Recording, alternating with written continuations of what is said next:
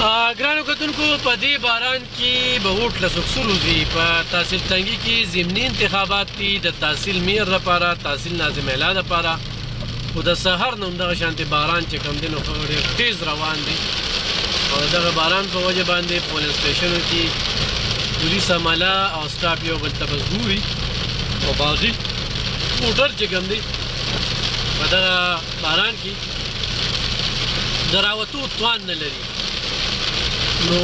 قالا ډېر کړکېچن دي د ووټ هغه شانتې شره نظر نه راځي دا تر دې وخته پورې خو لا مونږ چې ریکارډینګ کوو ډېر دغه ټیم دې ته ووایي او دغه ټیم کې چې کوم دی نو لا هېڅ قسمه چې کوم دی نو ووټران نشته دي او ووټران به روزي څه چې دا خال وي